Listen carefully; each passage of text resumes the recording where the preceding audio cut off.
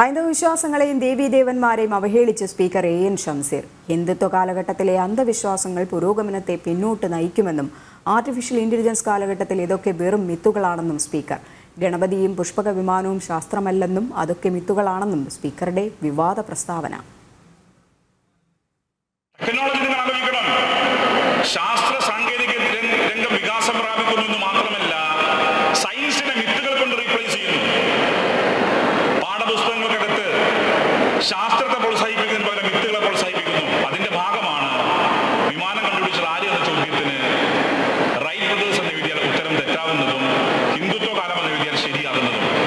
Plastic surgery medical സയൻസിൽ ഒരു പുതിയ കണ്ടുപിടുത്താണ്. ഇവിടെ പഠിപ്പിക്കാൻ ശ്രമിക്കുന്നത് പ്ലാസ്റ്റിക് സർജറി നേരത്തെയുള്ള ഹിന്ദുത്വ കാലത്തെയുള്ളതാണ്.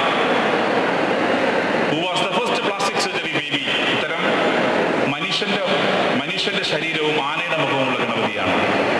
ഇങ്ങനെയുള്ള സയൻസിന്റെ സ്ഥാനത്ത്